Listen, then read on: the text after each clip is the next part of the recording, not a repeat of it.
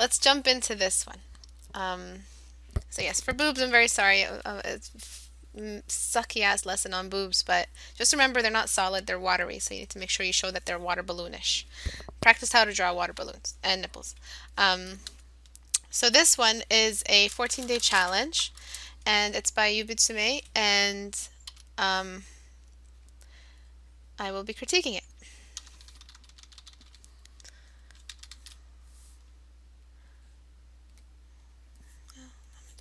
Okay, so for this 14-day challenge submission, you need to make sure you have a really good blending ability here. You're showing that you can blend and represent form and highs and lows on the skin. But what I need you to do from now on is establish a very specific light source, because what you have here is very good transitioning between highs and lows. You have a good understanding of why lights should be where the lights should be, and why the shadows are cast where after the areas that peak in the hot spots are followed by a shadow spot. But I need to see some more cast shadows, shadows that actually have that are edged out according to the object they're being cast from. So areas like the eye sockets, they have shadows cast from them by the eyebrow bone, and what that does is uh,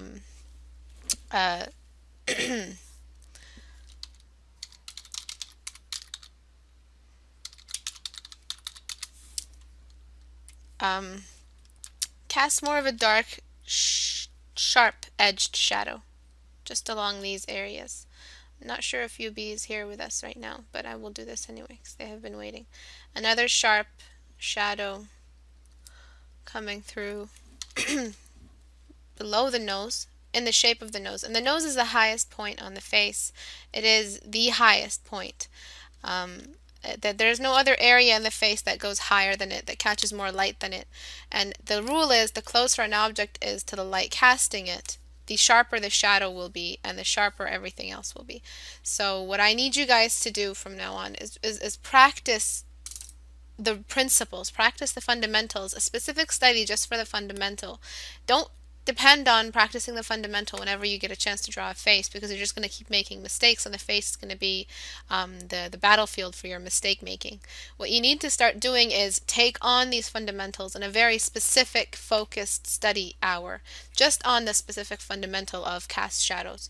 Um, Focusing and slowing down your learning process like that will make sure that you learn everything efficiently. If you try to take in everything at once the way you are taking it with the 14-day challenge, what happens is you won't learn as fast.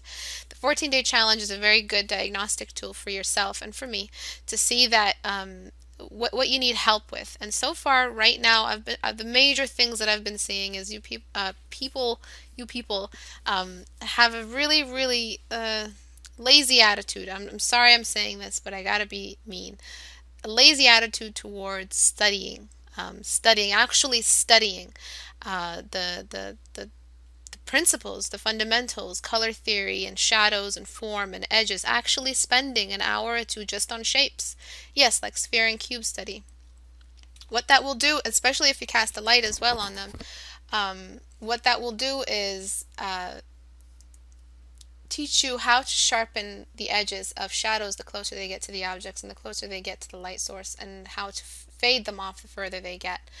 It will teach you how to create sides and edges on shapes that need sides and edges, sudden cuts in the form where the contours suddenly take a different direction and moving away from the face that you are currently drawing. And all of this may sound like mumbo jumbo to you, but once you are in there in the battlefield of studying, you'll know what I'm talking about when I say sudden edges.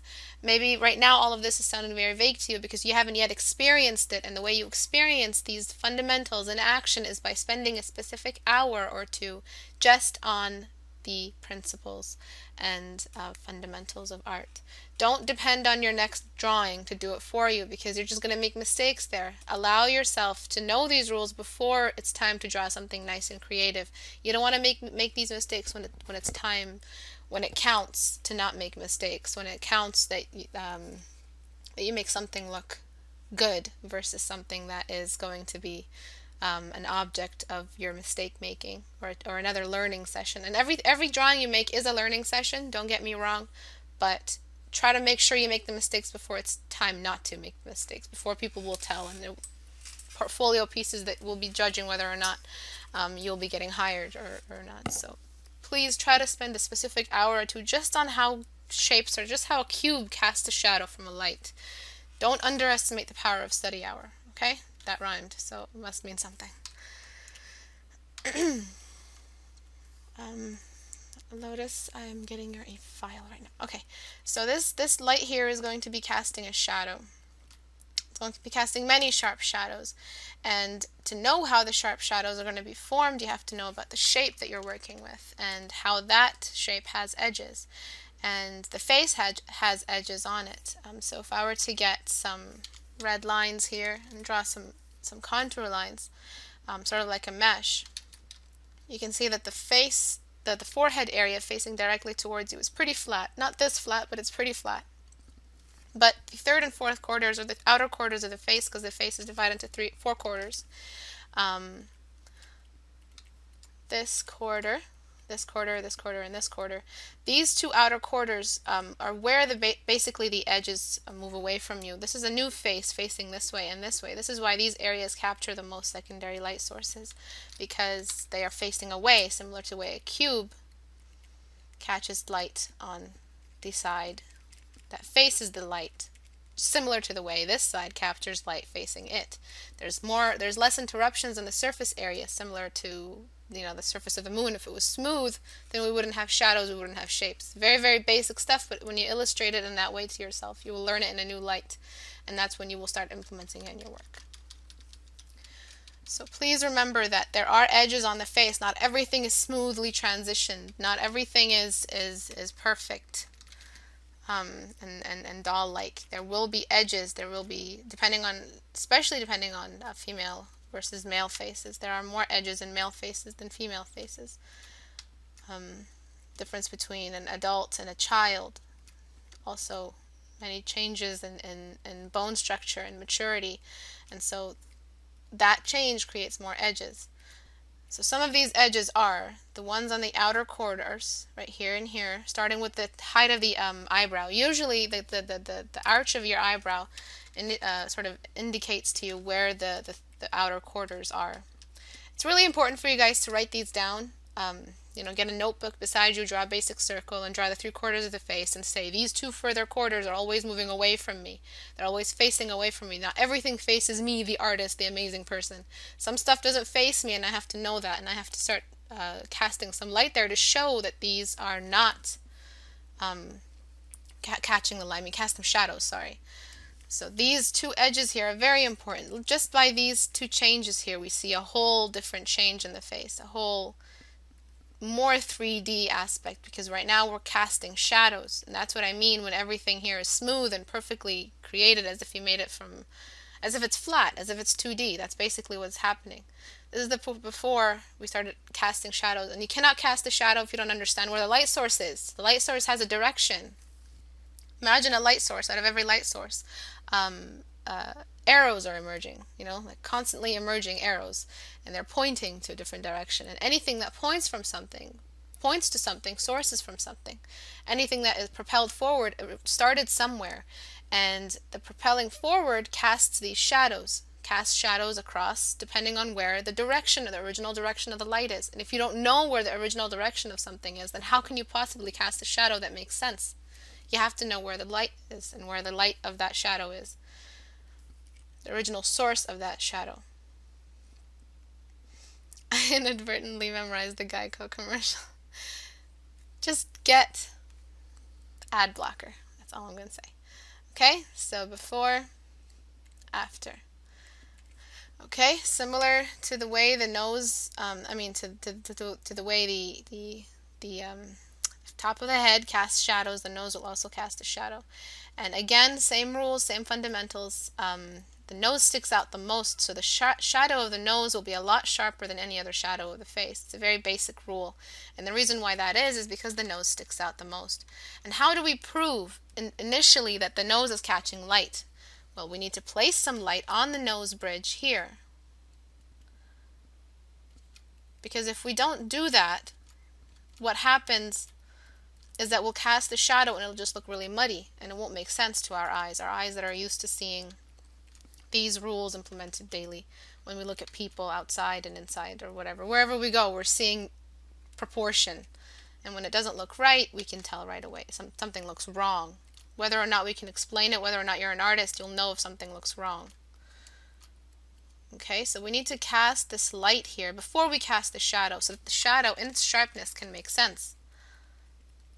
Similar to the side of a mountain, if the sun is really close to the mountain, or like not really close, but if the mountain is really high and the sun just rose, the shadows will be a lot sharper, a lot more stretched, and one side will be really, really light because the light is casting right there, and there will be one side that is really, really dark, out of which emerges the shadow. Okay, so this is the sharpness that I'm talking about. It needs to be sharp.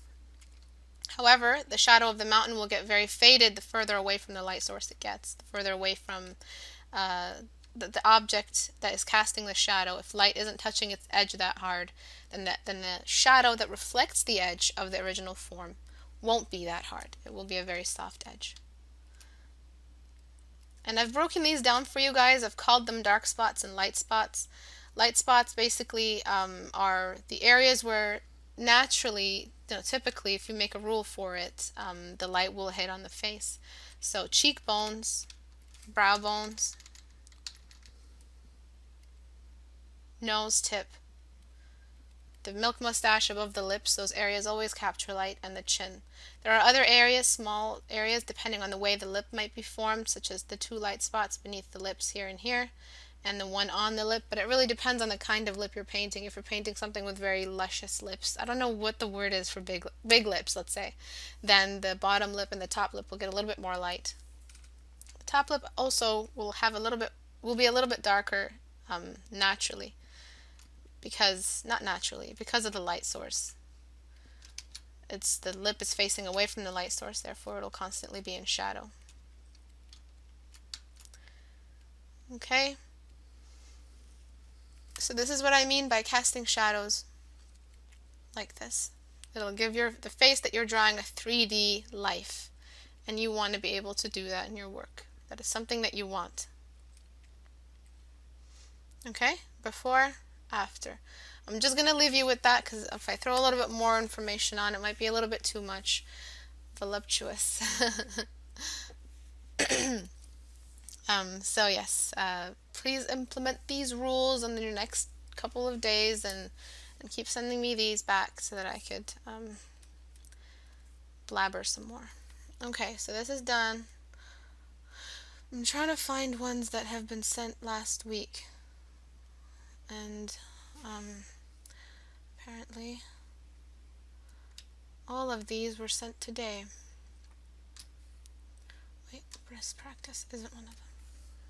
Okay, so I'm going to try to get through all of these. I'm very sorry if I don't get to all of them.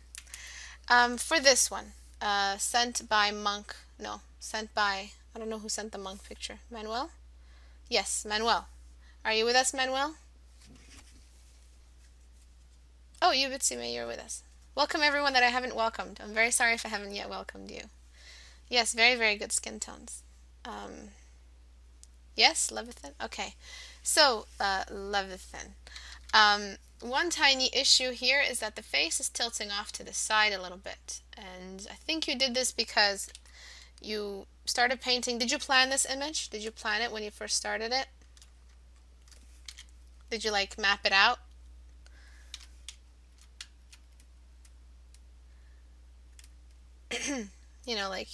Create the grid lines and the horizontal and vertical lines and all that jazz. Yep. Okay. Well, something that you did was you threw off the face entirely to one side. And I think you did that because you started shading and one side was a little bit darker than the other, and so that confused you and everything sort of focused onto one side a little bit more than necessary. So what you need to do is think about, before you start painting it, when you're planning, you're saying you're planning, but maybe you need to plan a little bit more focused.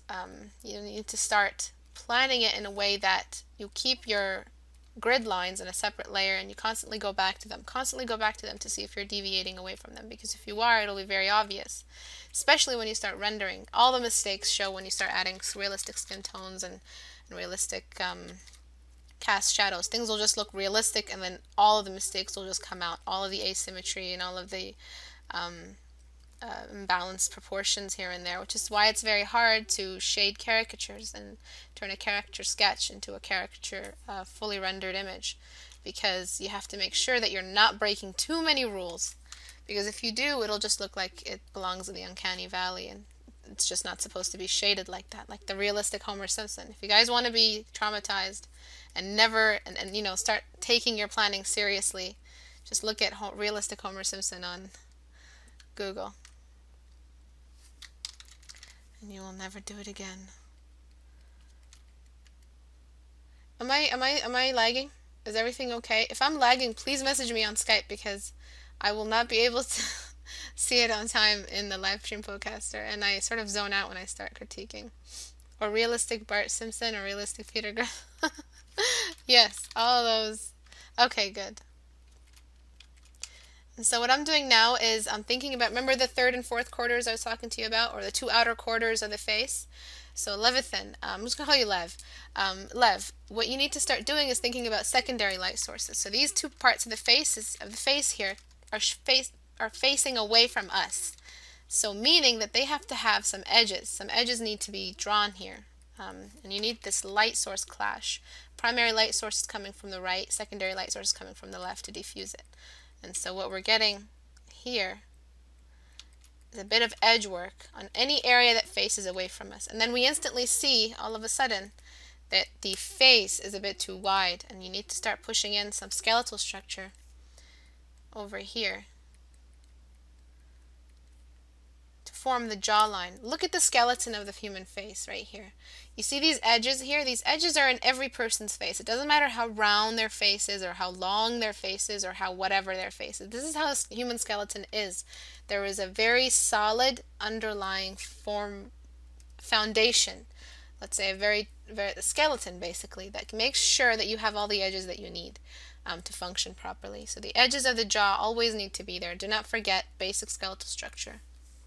And again, back to that spending an hour or two just on the studies, just doing studies. Studies are the most important thing you can do. If your gallery is filled with studies, that's fine. You don't have to have perfectly finished illustrations. And how can you be expected to create perfect illustrations if you haven't even applied the right amount of studies to your work, to your skills?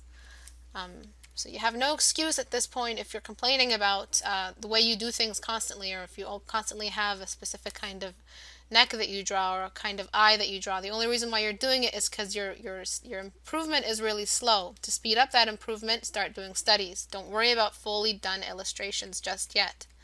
You're not just there yet. You need to start doing some more studies.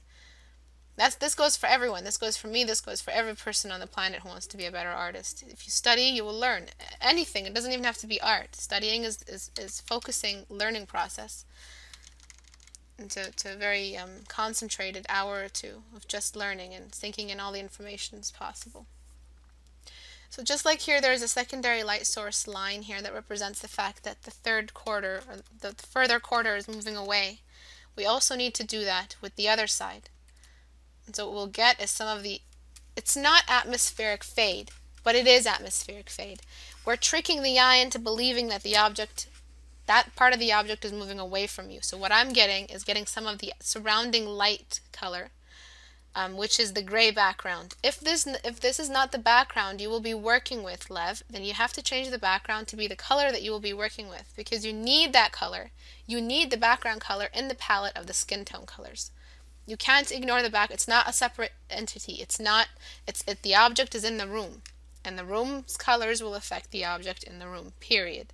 So if this is not the color that you're going to be using for the background, then you need to start changing that color and bringing that color into the skin tones, okay? What I'm doing right now is I'm getting some of the background color, which is this gray, and throwing it over the secondary, as a secondary light source, over the further edges here. So the further edge of the hair, the further edges of all of the areas that are moving away. What this does is it tricks the human eye that is observing it into thinking that, yes, oh my God, they're moving away from us. This picture is so 3D, holy crap. That's what happens to the brain. Okay? Another thing you have very good light source colors, but you need, colors, I always give it away.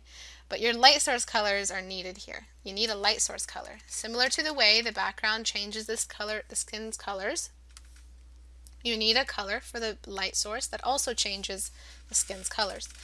The light source has a color. Every light source has a color. There's no such thing as a pure white light source. There's always a bit of yellow. It's always a bit warmer. And so what we get is a warmed up skin tone when we throw this light color over top the skin, and it brings the skin to life a little bit. So I'm going to start by throwing it off here, and it mainly hits this edge right over here. This is the main edge that it's hitting. It kind of looks like Jet Li now. It's hitting the side of the nose. The nose also has edges on the side of it. Okay. And a little bit here on the outer corners. Not so much as I have done it here. It's a bit too much, but you need a light source color. And then you have the right amount of values, which is making this a little bit lighter than it should be. But I'm trying to make sure that the light source is warming up the skin tone where the light hits it. That's what you named your file? Oh, okay. It's funny because this happens a lot. I don't know if you guys noticed. The person who gives me the image to critique, when we start adding realistic rules to it, it starts to look like the reference they used originally. This happens all the time. See, this is the power of the fundamentals. If you apply them, then the original form that you wanted starts to emerge. Okay. I'm just making sure that everything here is nice and blended. There needs to be some edges, but there also needs to be areas that are blended together.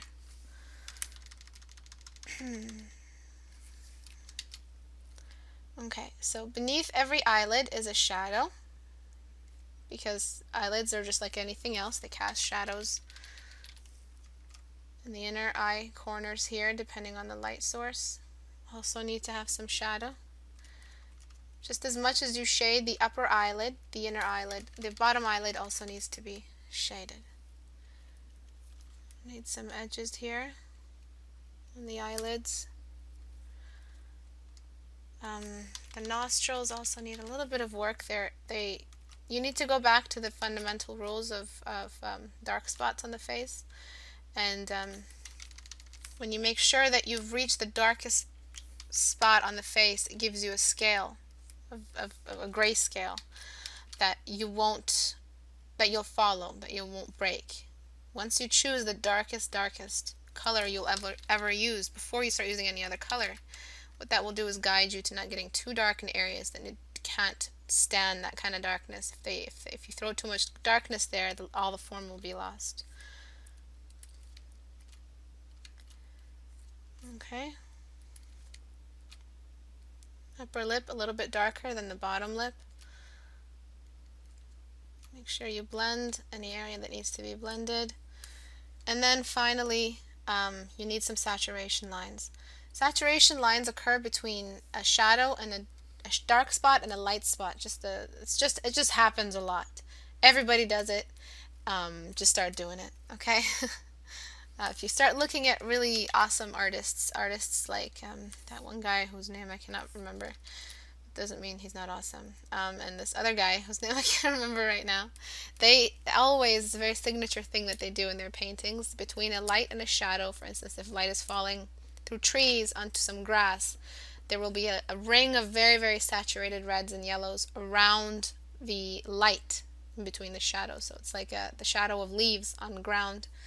It will be a ring of light before you hit the light color. So it will be dark color, ring of light, light color. Or ring of red, sorry. So this red color needs to be applied here as well. So let me just choose a nice saturated warm color here and just throw it on. Sorry, my bad. It needs to stay red. Okay, so a little bit goes here. What this does, it's because it's a mix of different colors working together. It's a mix of the blood and the skin, a mix of a bunch of other stuff. But there will be that red that surrounds, like a little border, every shadow. And finally, just like you apply the saturated tones, you need to apply the desaturated tones, which are going to be the shadows here. Some of the shadows cannot be that red because the reds everywhere else won't be red. Some areas are cool when there are shadows there. So you need to cool down some of the shadows a little bit. Not too much. They're not gray. They just need to be cooled down a little. And if you haven't worked with a reference, please find a reference to work from. I can't shade this according to, or render this according to my instinct for faces because it's going to look completely different from what you wanted. But I'm just guiding you towards some of the fundamentals that you need. Get a good reference on this if you aren't using one already. And apply some of these realistic rules so that you can have a realistic face. So before, the face was a bit tilted off to the side. If you don't want the same skeletal structure I applied to the face, it's very easy. You just have to smooth everything out. When someone gets bigger, when there's more fat in the face, it's a very basic rule. There are less edges. Basically, let me ask you this. Does a fat person, I hate using this term, I'm sorry, but does someone with a lot of fat in their face have very nice, see, I'm so rude, very defined cheekbones? No, because all of the fat is padding the cheekbones, and it's not letting all the edges come out. So if he is a bit bigger, if he's like a bigger monk, less skinny, there's going to be less bone structure. So if you want to make him look a little bit skinnier, you just have to shade these areas and blend them and have less edges working around. Thank God I'm Hercules. I'm sure you are. So I'm going to do that and save that there, and I'll send that back to you. This one is by Julia. And what did you need help with, Julia, specifically with this? Did you want to bring it to life? Sort of apply more rules, or what was the main issue with this one? I have a question. I've been working on an art project, but I've been having trouble coloring an image after painting black and white. Do you think you have time to do that? Okay, you want to bring it into color. Okay. Before you jump into color, you first have to think about the grays and the blacks that you've been using here. Istebraks. Sorry. So what you need to do is think about the range of blacks that you have, and can they really be changed into color? So when you change this into color, how many areas will really have color? The less black you have, the less color you have, period. That's a rule, because how is color even visible? Through light. Light is the source of all color, and where there is light, there is color. So right here you have a lot of black areas here, and what's going to happen is that the colors will lack, and you have a very, very difficult time bringing in color, especially in the dark areas. Let's see if you're in no man's land. So here, you're in no man's land. You should not be going this dark. Accents like this, save those for when you really know that you need that film noir look. But you don't need a shade that is that dark to create a spotlight. It can be a little bit lighter. Let's go in the hair. Lower than no man's land. My gosh, this must be a black hole hair. It cannot possibly be human hair, because human hair is tiny little strands that are practically transparent, and the light comes through them a lot. So this must be a blanket. It cannot possibly be, and it must be a black hole blanket made of antimatter, because it's not allowing any light, any color through. Let's look at this here. Also no man's land. My God. No man's land, no man's land, no man's land. What does this say? This says that when you think about shadow, you think black. Shadow doesn't have to be black. Shadow can be a degree of gray, a low gray, a very darkish gray. It does not have to be that dark to create the effect of a shadow. Film noir tries its hardest to be the darkest possible without losing too much form. And that's the extreme of using too many darks.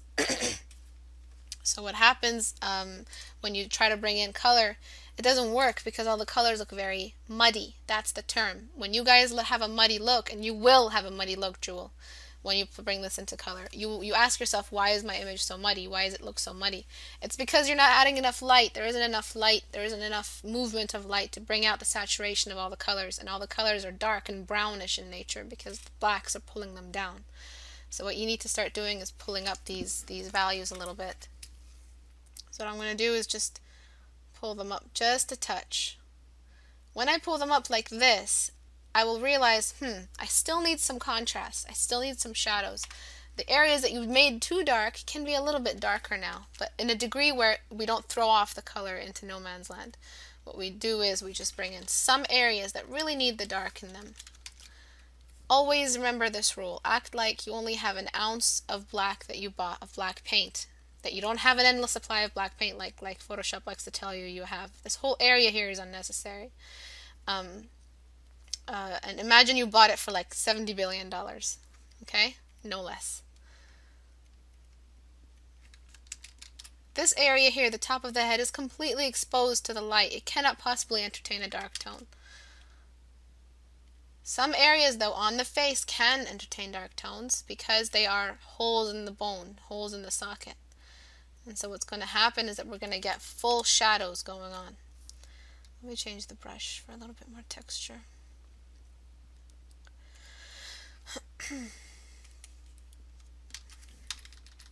Wait. Work, damn you. Okay. So what I'm going to do now is show you that these areas here need to be in shadow. The eyeball area. Unless the eyeball is sticking out completely,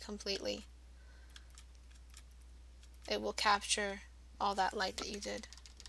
And at this point, the eyeball, the reason why it captures light to begin with is because the area there is very wet and reflective. Remember, there's areas that are reflective and there's areas that are just simple contours. I'm going to jump into liquify for a second because the bend is very cartoony, the bend of the eyelids. Remember, there's another eyelid, and the bend sometimes when the eye is closed it doesn't look like it's an upward facing C. It just looks pretty straight. Do you see what I'm saying? You guys were you were doing a downward eye, like a cartoon character. This is how you would in cartooning show that the eyes are closed, by doing this downward C. Always be aware when you are using your cartoon days or your anime days to change when you're painting. Always be aware of that. And remember, Jewel, there is a bottom eyelid that helps the eye close, and it doesn't always take the full movement of the upper eyelid all the way down to the lower eyelid to close the eye. Both help the closing process. And so simple shadow here will make the eyes look more graceful being closed than cartoony and caricaturish. We need some sharp shadows over here.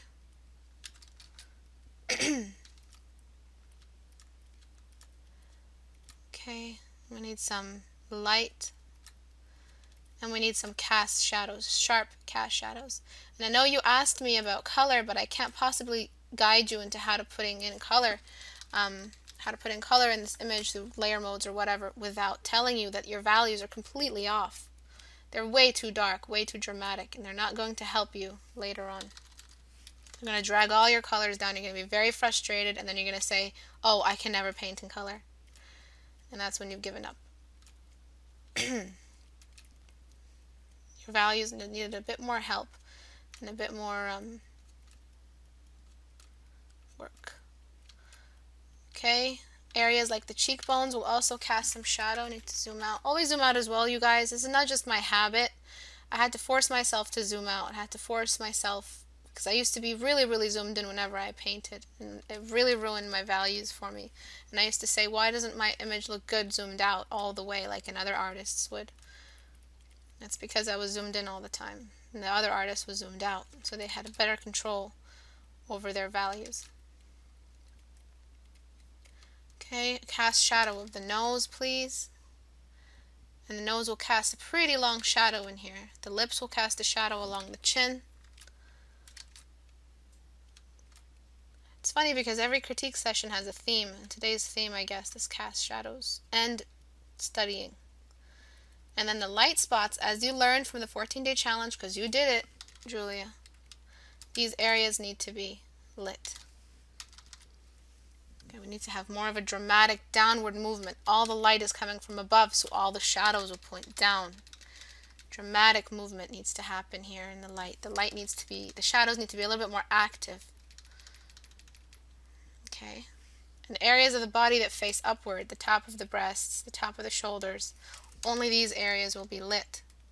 So here and here. Everything else is a movement away from the light. That is the light source that you chose. That's what happens when light is above a human's body. And again, use reference. Reference helps you tackle all these issues. But use reference actively. Know how to read the reference. Don't just follow it blindly. And the spotlight that you have on her, this shadow, needs to be a little bit more gradual. Remember that there is no edge to a shadow. It's just a dark room and a spotlight being cast by a floodlight. There's no edge to it. The only reason why we can even see an edge is because maybe there's smoke there. There's no specific border where all of a sudden there's light and all of a sudden there's shadow. No, it's a gradual movement, even with the light source. Light has no edge. Just likes to snake around form and find its way through form.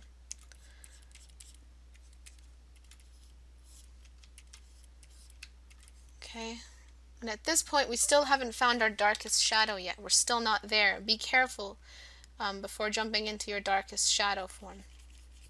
Be very careful because you'll lose a lot of form throwing in too much shadow too soon. The neck is a bit thick.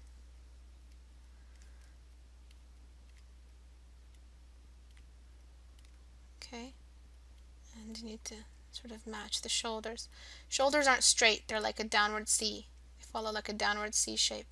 So make sure that you have that but still have the form there intact. They're not completely flopped to the side. The neck is just a bit too long. The head is just a bit too far from the neck. But I'll leave those stylistic choices up to you.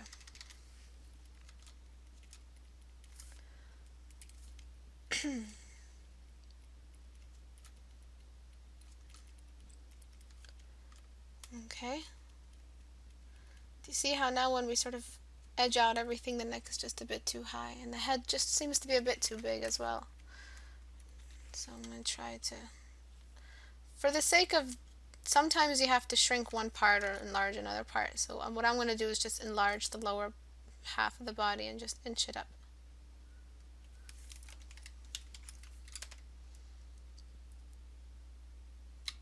Okay, and I'll show you how it looked before I did that. Do you see how small the body was? Or how large the head was? It needs to be just a bit bigger. Crap, did I move to the side? Damn it. Okay, and so before you jump into color, please remember that you've observed your values a little bit better. You've gone over them and made sure that you aren't going too dark, making sure that you're not going dark where you don't need to. You can create the same form effect with a lower or with a bit lighter gray.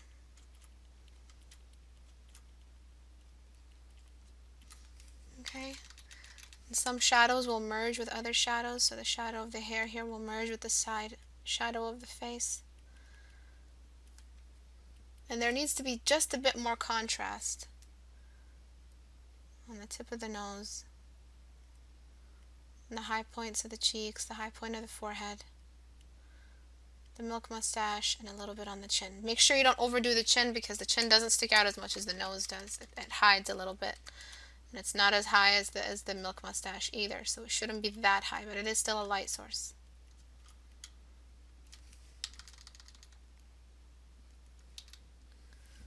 Okay, sorry that I lost a lot of time today. It was supposed to be from 4 to 6 on those technical difficulties. If I don't get to yours, I promise that I will get to it next time.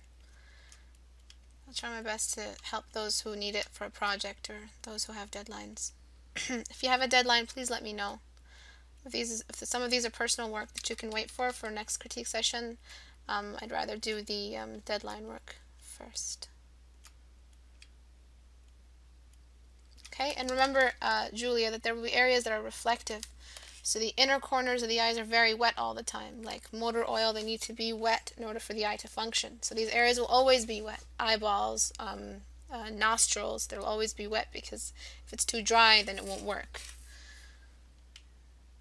Like using contacts, you always need that lubricant to make sure that your contacts aren't too dry. Function, function, function. If you understand function, then you'll understand the principle, you'll accept it easier, and then you'll start applying it to your work. I'm starting to lose my voice. Yahoo! Okay, now that you have this, there are other little tips and tricks that you can do. You need some edges for the hair. The hair isn't going to have a halo of darkness around it. You need some edges here. You need a hot spot for the light. And that hot spot should fade. And this is another rule. The closer an object is to the light source, the more contrast it has. The further away, the less contrast. So over here should be way less contrast than up here. So you need to sort of ease up on the shadows of the clothing. They don't need to be that drastic.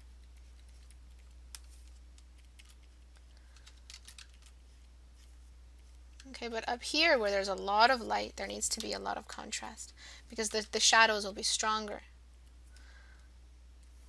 Burn on shadows. And so what that will do is also provide more form.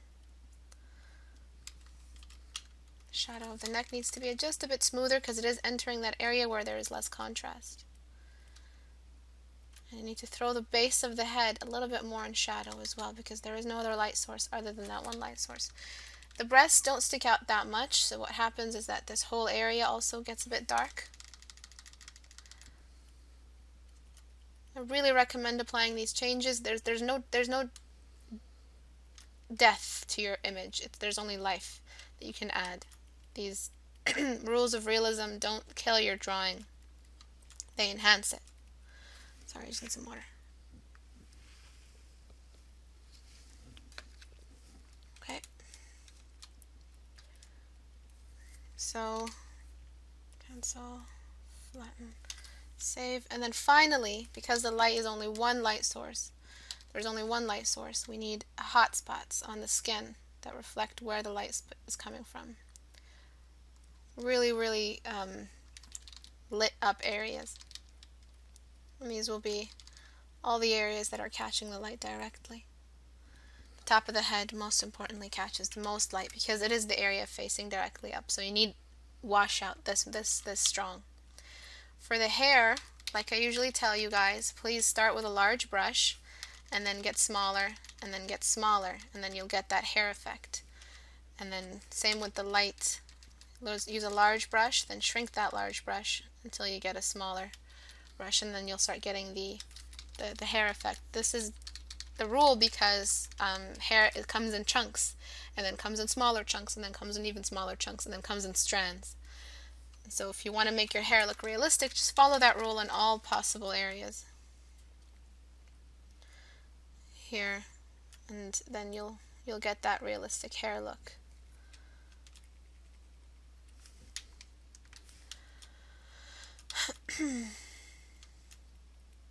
Oh yeah, I should have told Niall that it's back up. Oh, he signed off. Too bad. I haven't seen him in so long. Our precious Niall. Okay, and all hair has a highlight depending on where the light source is. And so there will be shadow here and shadow here in the main highlight. I need to zoom out. Another highlight there. And just keep rendering, keep applying the big to small brush principle. And of course, because the hair is in front of a light source, there will be edges here that are lit.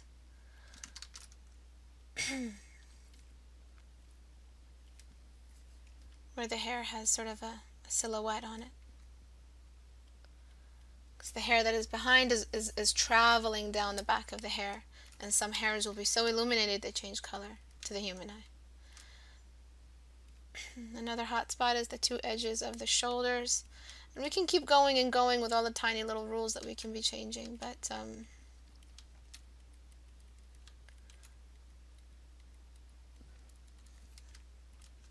by the way, tell me on Skype if you guys have deadlines, not on the chat, because then we'll just get pushed up.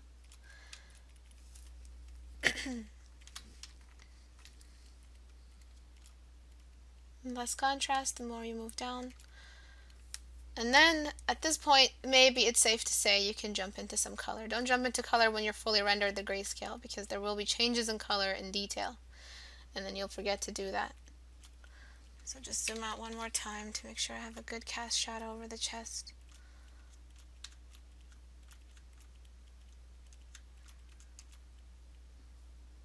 Okay, and then some minor hot spots on the chest where the breasts go. Okay, and let's do a before and after so we see what effect this had on the image. Actually, 1 second. Okay, now I'm ready. Before, it's the same image, the same action, the same message, the same idea. The inspiration hasn't changed, but the delivery, the presentation has changed. Before, it was very difficult to work with. All of the details that you had on it were attached to, and I see why you made the neck a little bit long. It's because you added a choker. Be careful with props. Make sure you draw the body before you draw the props. When you draw props too soon, they'll change the way you draw the body 100% of the time. Draw the props after you're done drawing the body. Okay? After you're drunk. Does everybody get that? So before, after. And when you add the color, it's not, just because you add color doesn't mean you can't go darker. When you add the color, that's when you'll be able to darken things safely, because when you darken things in color, you're going to have to start adding different colors in the shadows. Where you were before was way too dark, so dark that it's making this look light, but these are using the appropriate amount of shadows. Okay, Julia? No, contrast should only be in where the light source is. It shouldn't be in this kind of, if she was in a room this dark, we would not be able to see her face, period. Okay, we would not be able to see her face. End point. Or however you Brits say it. Before, after. When you add the color, let's say we're adding color now. I'll go a bit more than 6 o'clock just for you guys, but when you add the color, you have to choose a wash. This is the thing with working with grayscale. I'm sure you can do this as well in traditional if you use like a wash over acrylic or whatever, if it's possible not to make it look messy, but you get a wash color. The wash color is the general color of the entire canvas. The general tone is going to be a cool or a warm painting. And so maybe here you want to make it a little bit warm. So I don't know what would I choose. I would choose a cool actually. Yes, I would choose a cool. And just throw that over. Do you see how now the colors are vibrant, but they're also working with the shadows? It's on color mode, by the way. Make a new layer, put it on color mode. The colors are vibrant, the shadows are working, nothing is too dark. If you had added color on the old values that you had, it would have been very, very muddy, and you naturally would just oversaturate it. You'd put it all the way at 100%, which would make the colors look unnaturally saturated, even though they have muddy values. And that's when you get into uncanny valley, when things just don't make sense anymore and they're freaky. It's impossible to have saturated values, saturated colors beneath really, really dark values. It's impossible. You need the color to see the color. You need the light to see the color. Damn it. Okay, so this is the wash, and then continue on. Get a warm skin tone that is still changed though by the cool colors. It's not going to be 100% warm skin tone. It's still going to be a purpley skin tone because you need to respect the wash. Okay? Remember, contrast is higher wherever closer you get to the light. So it means color is more saturated the closer you get to the light. Okay? All of this stuff is very, very important. And these are principles. These are rules that you remember and you apply.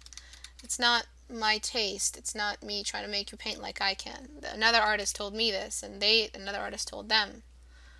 Wherever there's more light, there's more color.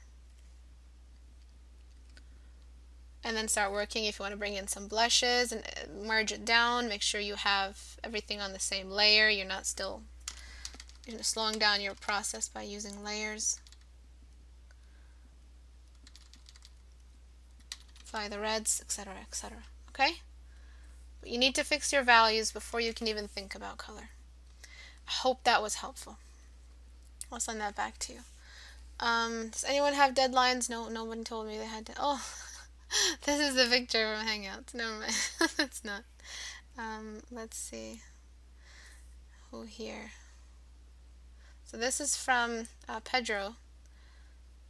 So let me talk about these then. Let me make it a little bit lighter so everyone can see. Wait. Actually, let me desaturate. Just once.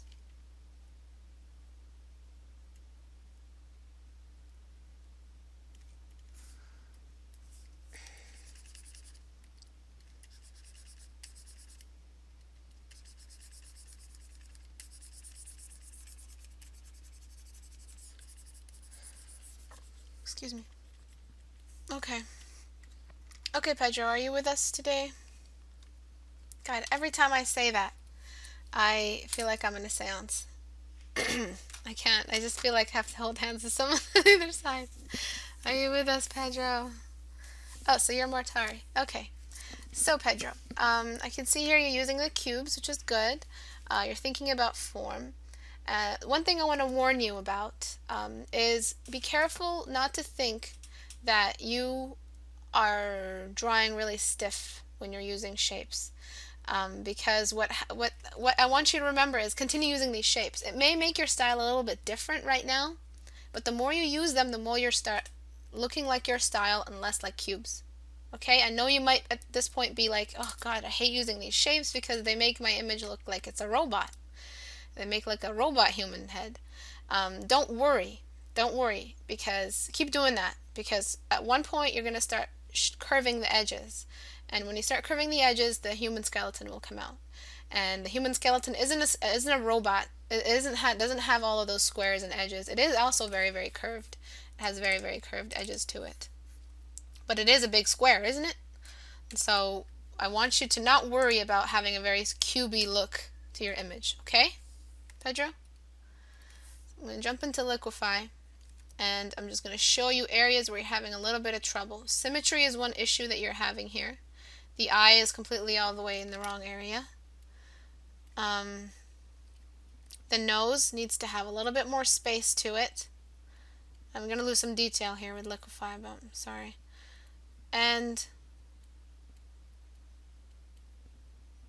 the lips need to take up less space.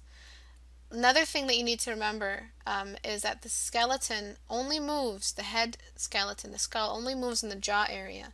So when you're drawing someone yelling, the top head doesn't move and the jaw stays in place. The jaw moves completely down, and that's what causes the yell, the downward movement of the jaw, pulling the skin downward. It's not the top of the head that moves, it's the lower area. Okay, this knowledge that I'm telling you right now comes from studies, comes from observing. I know you like doing studies, so that's good, and you need to start doing more. I really have some issues drawing small things on paper. Well, you're going digital soon, aren't you? So don't worry about that anymore. You can zoom out as much as you need, or enlarge or shrink if you're having trouble keeping things a proper size. Bye-bye, Jewel. Do you want me to send your image now? I can, if you need it for stuff.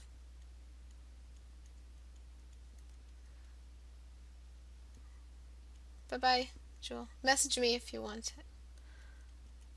Okay. And I will bring this eye down.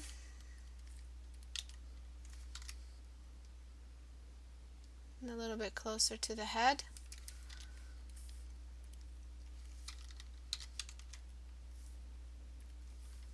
And do you see now, if we do a before and after, and just look at what happened to this head here, we'll see that it was all the way up here. Do you see how there was no symmetry? And this is what happens after you add a little bit more symmetry. I know he looks like he's yelling less, because I don't want to deform the head underneath him. There's no space. But before, after. Okay? And so what you'll start also picking up is symmetry is very important in drawing anything that is organic. Anything that is an animal or a human or anything made by nature always has symmetry. That's a rule. Even if it's leaves on a tree, there will always be try to be as symmetrical as possible and evenly distributed. It's not symmetrical to the point, to the cell, but it is symmetrical in general. So what you need to start thinking about from now on, Mortari, is not only the cube shape, but the also be able to see, to be able to read symmetry when it's there. Do you know what I mean when I say read symmetry? When there is symmetry in an object that you're using as a reference, be able to see that. Oh, this has symmetry. What else does it have? Oh, it has a square shape underneath. Oh, the general wash color is orange. Oh, this and this and this. This is called reading your reference. You have to read your reference properly. If you read your reference, then you won't have trouble identifying areas that you need to duplicate onto a drawing. And you'll be able to say, okay, I have the reference here. It's telling me there's symmetry. I'm going to apply that symmetry there. And when you start doing this more and more and more, what do you start doing? You pick it up naturally. You'll always ask yourself where the form is and where the principles are. And when you're not working with reference, you apply them anyways. So studies are very, very important. They teach you habits that you need to have when you're doing personal work. Don't worry about personal work now. I know you all want to draw personal stuff, but please do the studies necessary. These are studies that Pedro was doing, and I'm very proud of him for doing these because he is learning. He's getting these mistakes out of the way so that when he does draw something that is very personal to him, he will do it right. So symmetry is another big thing that you need to identify in your work. You have it everywhere else here except for this area. You have a little bit of trouble here. Another thing is the 3/4 view. And this image here doesn't seem to follow the square shape anymore. It escaped from the square shape. So you have the square here, and then you have an edge that you neglected. The edge is completely off to one side. Instead of the face laying on and moving out of this face here, you have the edge sort of turning into a 3/4 view that you're used to drawing. And then you're like cheating. You're like trying to make it so that you don't have to draw this angle anymore. And you just change it into another angle that you're used to drawing. And you do this accidentally. You do it without thinking about it. Because you want to be able to draw it, but your brain hasn't yet discovered this kind of edge before or studied it in a proper amount of time. So studies, you guys. Seriously. Okay, so the chin moves out this way. Out of the chin emerge the lips. Chin, lips, and then the nose comes out, and then the eyeballs. You need this edge here, this edge of the jaw. Right over here. This edge needs to be visible, and the chin needs to be visible as well. You didn't have a visible chin that much, and that's what was causing a very awkward look for this drawing here. And how did I figure all of this out? Because I drew the square. When you draw a square, it guides you. When you remember your underlying shapes. Right over here. The square that I drew. Instantly, I found where the edge is of the other chin, which you didn't have. You had this edge, and then you had the chin, and you had a large curve because you were avoiding drawing the other edge because you couldn't yet fathom it because you didn't spend enough time. So do more work, and then you'll eventually stop doing these shortcuts.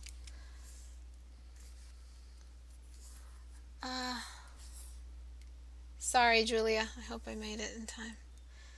Shit. She was waiting. Okay.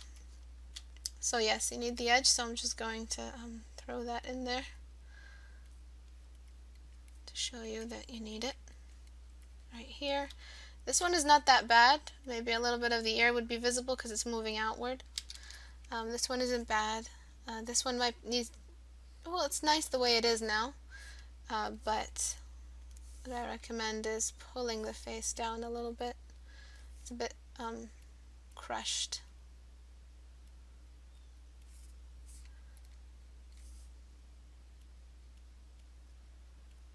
Okay. And this one needs a bit of a cheekbone over here. Alright, so I'll send you these. Think more about how you will be applying these principles to your next sketches. This is Irish's. I'm not sure if I can get to everybody's. You're all probably like really anxious. Yeah, do mine. I'll do this one. This is another top light one.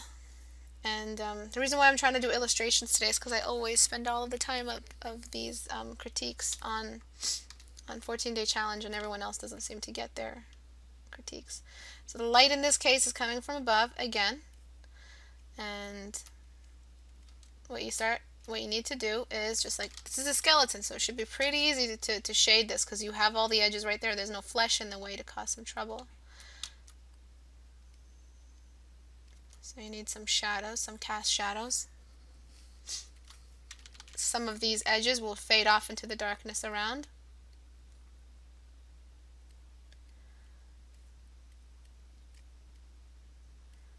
And these horns are going to cast some shadows on themselves because there is a face that points upward in the horn.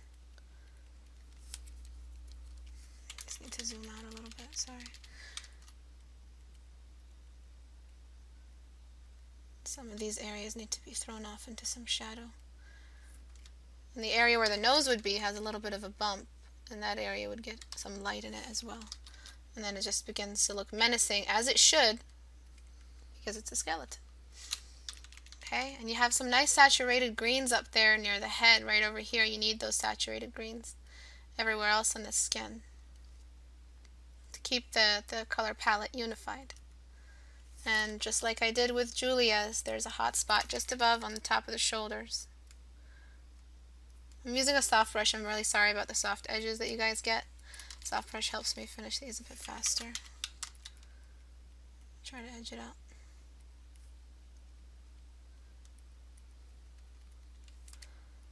And then think about the way the body also casts shadows as well.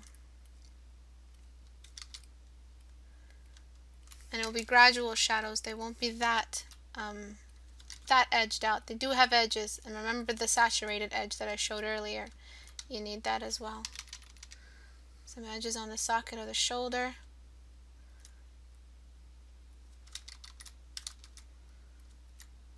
Over here.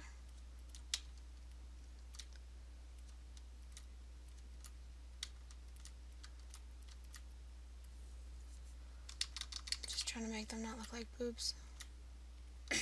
The way you had them painterly was perfect. Keep that painterly look. I love it. Just sorry I'm using this soft brush for speed. Careful not to make everything too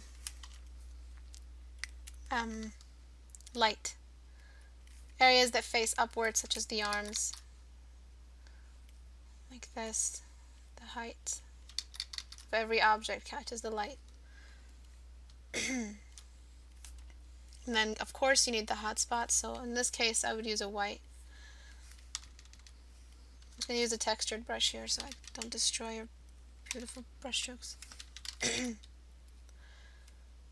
Whose is this, by the way? Anytime. Anytime. Send them over and I'll have a look at them. Even if I'm not critiquing, I'll try my best. If you can go on Hangouts as well, I'll try my best to give you some pointers.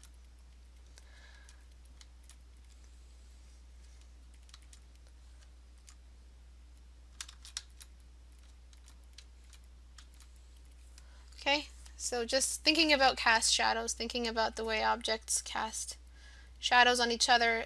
Some of you think, for some reason, probably a default thought, that the human body doesn't cast shadows on itself, but it does cast shadows on everything else. And you forget that it does cast shadows on itself.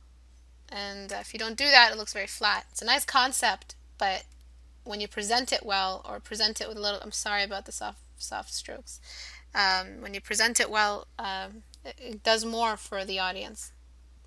Here it looks a bit flat. It works because you have the form very well. You have the form done very nicely. You have a nice, you can tell it's a skeleton of an animal or whatever, like a cow or a bull or whatever. But when you present it with a little bit more environment and a little bit more atmosphere, that's when it starts to look a little bit with a little bit more drama and intrigue. Don't neglect the edges, they're very, very important. If you want that eye to be visible also, you can break some rules. Careful not to break too many rules though. Okay, some cast shadows will do a lot, especially coupled with your beautiful brush strokes. Really admire those. So keep those there. Keep them raw. And the key to keeping it looking painterly is do not render. Avoid rendering. Stop rendering. I need to tell that to myself. Because when you render, you lose your brushstroke. So how do you avoid over-rendering when the brushstroke doesn't look right? It's think about the brushstroke before you do it. When you concentrate better or think about how efficiently can this brushstroke be made, then you'll make better brushstrokes throughout. And I'll close that and save it. And we'll be looking at that one today. We'll be looking at a 14-day challenge. I'm sorry, Irish. I will do one next time. I will look at this one. This is another illustration. And I'm not really sure where the light source is coming from in this image, because what's happening is that it's a very, very dark environment, but a very sunny sort of message. I don't know. If it's supposed to be a creepy doll or some sort of creepy thing, then there needs to be a light source above her. And that light source would cast some shadows on her head. And, there would be a little bit more drama. So let me see. You might not like this because you've already rendered the eye so much. You don't like the idea of casting shadows over the eye that you rendered. But as soon as we do that, what we start seeing is blur, Gaussian blur, sort of reinforcement for the light source coming from above. Okay? So is this Lotus's work? You plan on doing just to do background later? Yeah, you shouldn't do that. You should always choose plan the image from beginning to end. Leave no space for mistakes, because the more you plan it, the less guess game it will become. Less of a guess game. Okay? You want to be able to figure it out before it's, you start making mistakes you don't need to make. So choose the background layer before you even start drawing the face. And if you guys are just sitting there drawing an eye and you change it into an illustration, remember that was a study. You didn't plan on it being an illustration. An illustration is something that you spend time planning. You don't just sit down, draw an eye, and then it turns into an illustration. Nobody can do that unless you've spent 50 years on your skill. You need to start planning your illustrations before you start them. If you don't, they're not illustrations, they're just studies. The shadow here that you've made cool is a bit too cool. It's a gray, almost a muddy color. Be careful of that. You need some cast shadows on the ribbons and some light on the upper area of her chest. All of this comes with planning, choosing the light source, and then continuing. You can make this a dark image, and I recommend you do because it looks very well. Looks nice like that, very well presented for the theme at hand.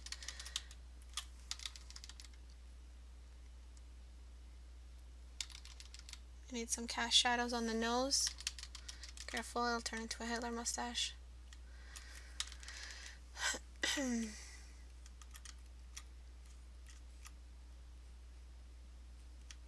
And don't force it. If the teeth aren't visible, then don't force them. If they're not going to be visible at that point, then don't force them. I'm also going to flip it horizontally for you so you could see. To make the lips look a little bit more realistic, push the corners in according to the horizontal and vertical symmetry lines. And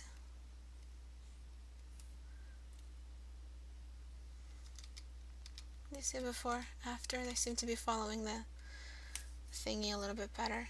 And you do have the saturation line, which is nice. You have the nice edge of saturation, but I recommend it also on the edge here, the shadow edge that I threw with the bonnet. The light over here would not be there. It would be at a lower area because the light that is making her eyes visible is at another area entirely. And so what it would be is somewhere over here, because that's where the light is coming from. A little bit of reflection up here, just a tiny bit. It won't be the principal eye light color. So it's not a matter of how you remember symbolically how the eye has light colors on it. It's where the light source is coming from. Everything about your illustration depends on the light source. everything. Need some dramatic music up in here. Tiny little bit of reflection from the water of the eye reflecting above into it. That's just for drama. Flip the canvas horizontally. Find other issues such as the eyes and the eye shape and the eye symmetry on either side. Very well done though, not that much of an issue, but it needs to be just a little bit lower. And the chin and the cheekbones need to be just out a little bit more, because here you've drawn some very nice cheekbones and they're not visible on the other side. Just a little bit though, not too much. You're improving a lot. Okay, flip it back. You see all these mistakes are fixed now. Make sure the palette of the skin is consistent throughout the entire image.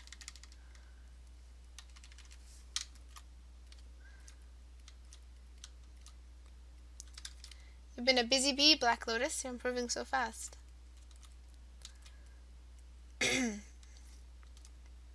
You're welcome.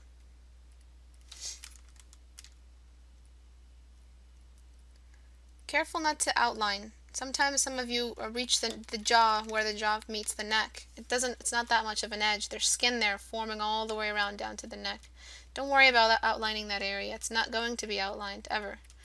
No, nothing realistic is outlined. There's just edges.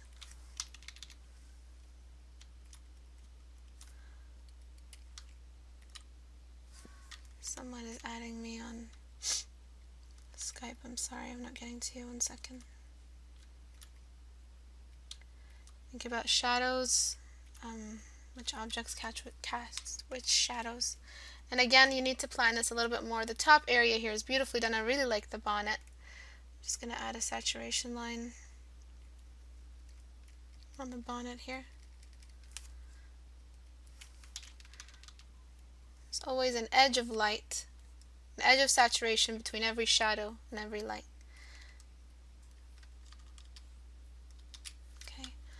And then down here, I recommend keeping things generally dark, lower contrast, and then just start creating more details. And maybe she's got stripes on her shirt or whatever, something to keep the detail going and balance, so one area isn't completely detailed and the other area isn't.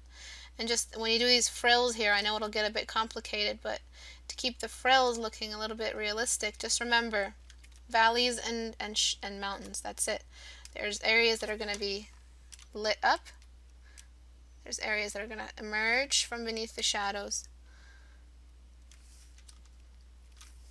And you're going to be able to create the frill effect by remembering that where the light source is coming from, which part of it is touching, a couple of outlines to help you, but don't keep those outlines. And just keep working. Then you'll eventually start rendering the frills a little bit better. And they are very reflective. They are like ribbons, so they're going to have a very lit high point to them. Make sure your edges are clean too on the frills as well. Don't make sure you're not creating a very soft edge. Even though they are very soft fabric, they're not going to have a soft edge. Fabric has hard edges. It starts and finishes, and that's it. There's no gradual movement. It's not a shade. Okay, so keep working. It looks really good, and I'll send it back to you.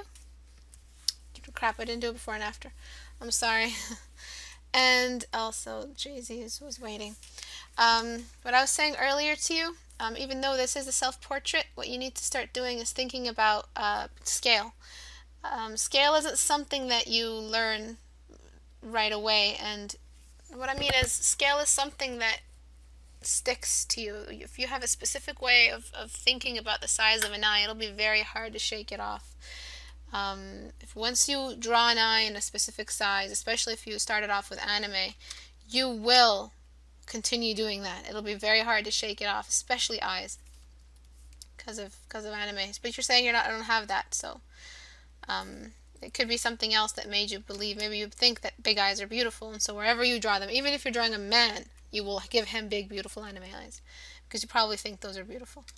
But you can shrink his eyes really, really low, and he'll still have that masculine look, because everything else is so well rendered. So be careful not to make the eyes too big, because it'll look really fishy. Fishy meaning like it'll look like a fish. But everything else is so well done. I just want to show you the before and after on the eyes. They look small to you now, but before they were very big. You know that effect Lady Gaga does on her videos? This is basically what that effect is doing. Shrinking the eyes will still make it look a little bit better. I'm just going to balance the cheekbones now. Lift up the nose a little bit. Bring the corners in to one area. Fish is a good word. But everything else is so well blended. You really know what you're doing with the blending. The jawline now is a bit big. You know what you're doing, Jay-Z.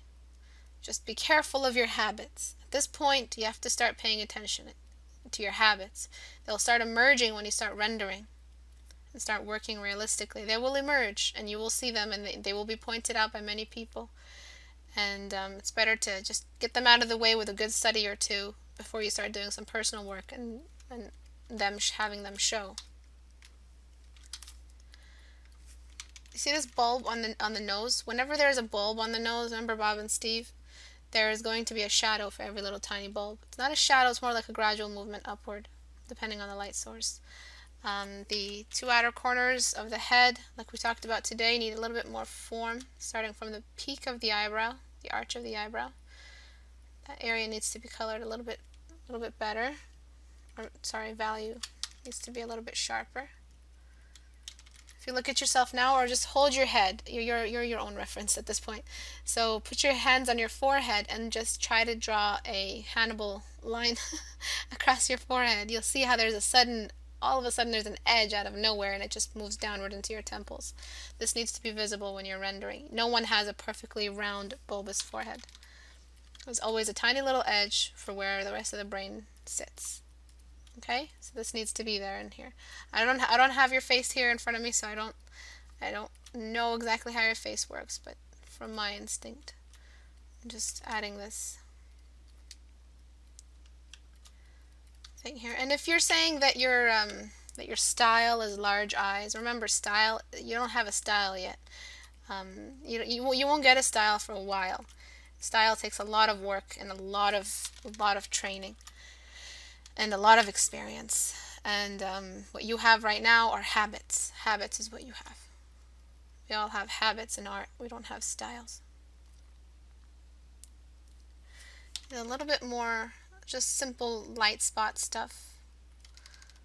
Over here, the shadow of the eyeball. You do have the shadow of the upper eyelid, but because his eyes are extra hooded, or your eyes, sorry, there will be a little bit more of a shadow here because the skin is folding over the eyes.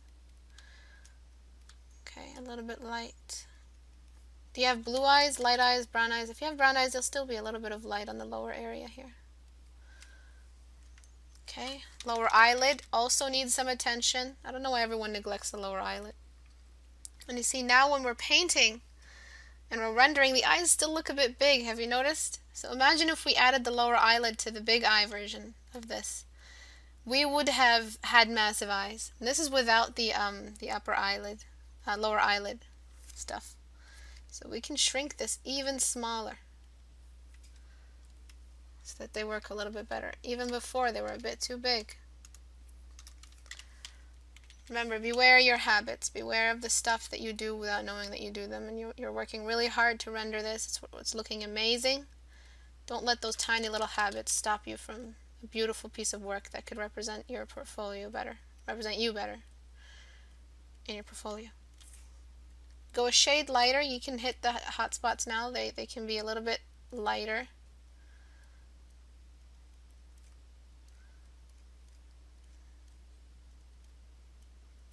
The areas here. I guess the light source was coming from the side, seeing where the nose was. I'm sorry if I've changed it.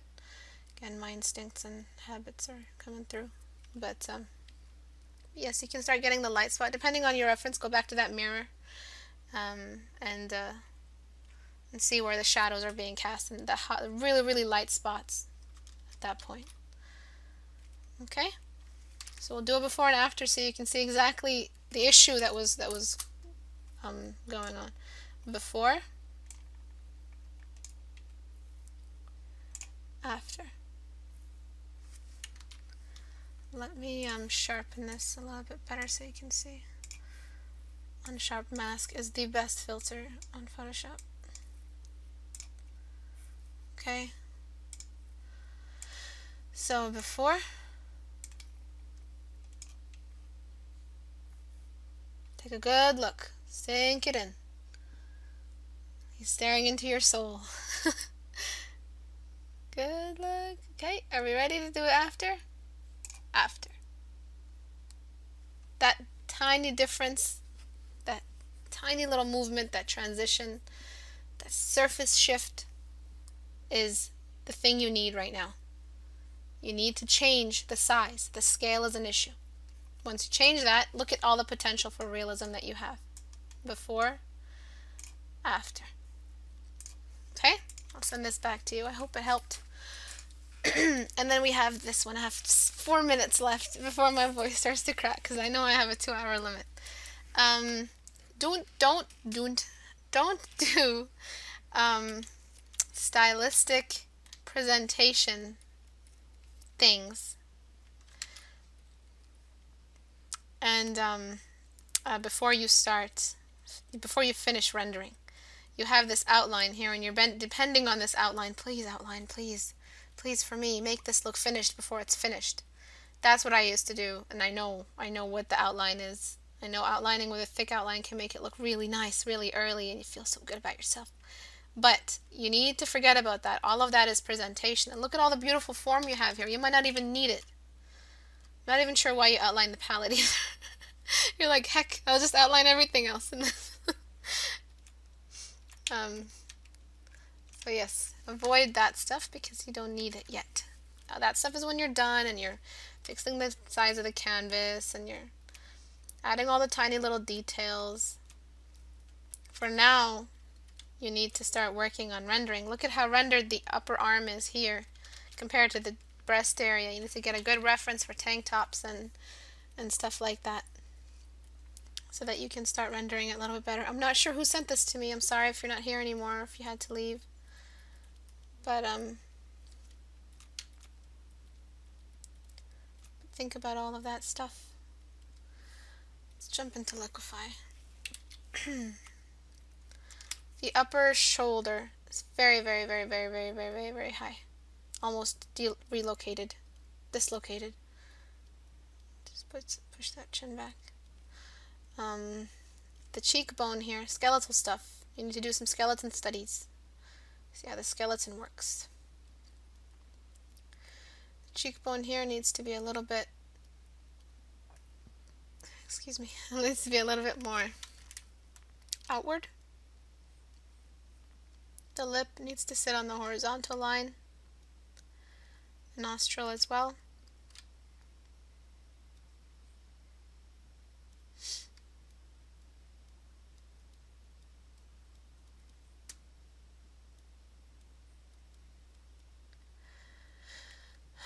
Okay. And the side here needs to get pushed up a little bit. You also need to see the other arm as well.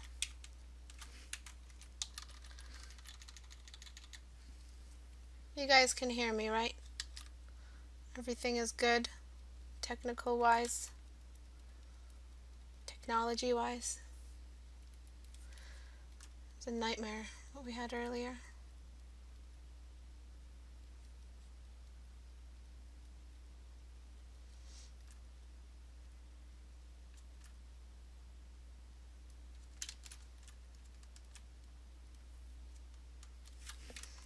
Okay, the shadows of the shirt cannot be that contrasted. Need to be a little bit softer.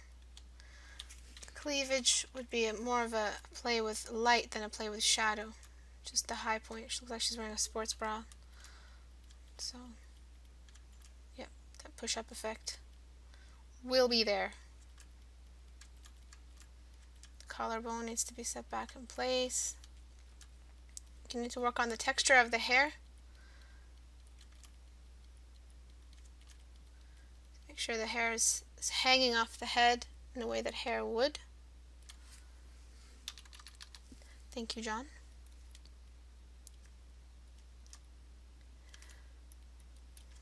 Okay, and I really can't make any more choices for you because I'm not sure where you want to take this. One of your biggest issues is outlining, not the presentation outlining, you're also doing a bit of outlining here on the hair and where the shadow would be. Nice cast shadow though from the hair tip, but please be careful not to overdo the shadows, just like what we learned with Julia's critique today. You don't need that much contrast to create a convincing looking image. You can lighten it up just a bit like this and then place the shadows only where you really need them. You also need some lights, so the light is coming from her top or our top left.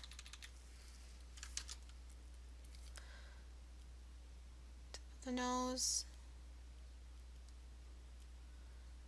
the light over here to the hot spot.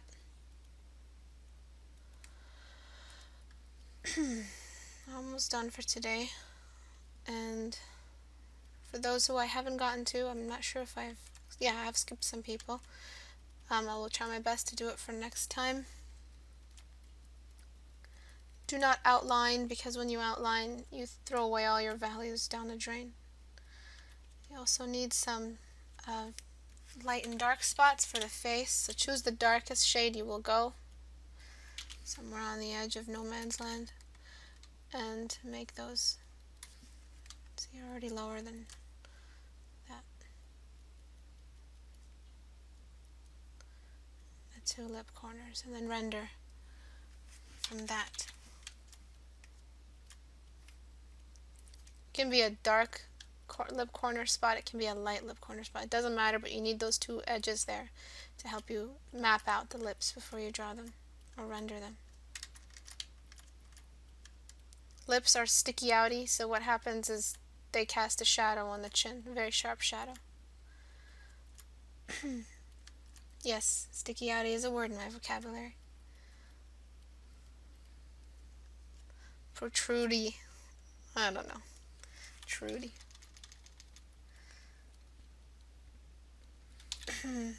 Okay, and then the shadow of the neck is completely facing a different direction. It should be facing this direction here. And this is all just preliminary simple brush strokes that I need you to start considering. The eyeball needs to be a little bit lighter. The eye needs to have a bit more of a shadow on it.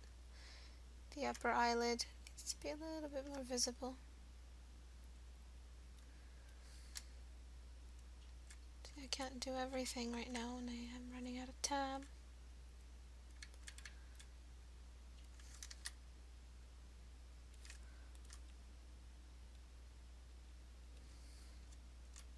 Careful not to make the eye look like it's dragging down, as if the upper eyelid, the lower eyelid isn't there anymore.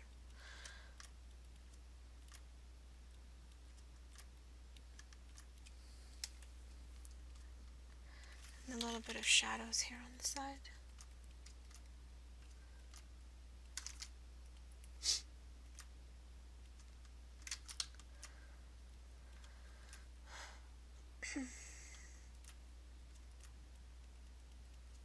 Okay, almost done.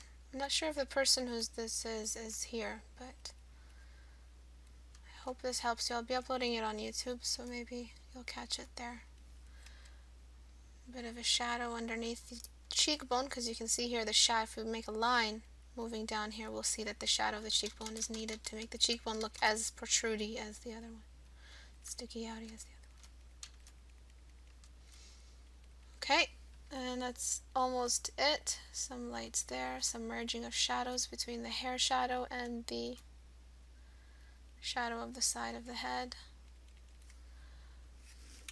And you just keep rendering, and then it'll start to form.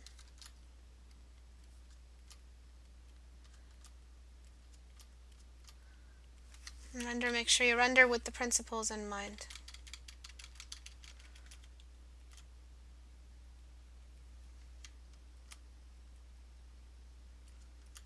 Always zoom out.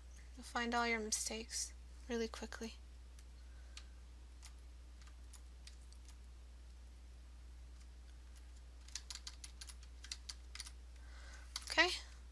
do a before and after. You can see how much more effect you get by not outlining or thinking in an outliney way. Outlines don't help you. The eyes were a bit draggy, the lips were a bit out of symmetry, the whole half of the body that's away, because the three-quarter view is confusing you a little bit. That is also completely out of symmetry. When we push that back, we start getting a little bit more. And this is just my way of drawing a face. Your way of drawing a face looks completely different. But make sure you apply the fundamentals, okay? Fundamentals come with the way your habits. That's how my critiques work. They always end up bringing with them a bunch of my baggage of style, or not style, habit.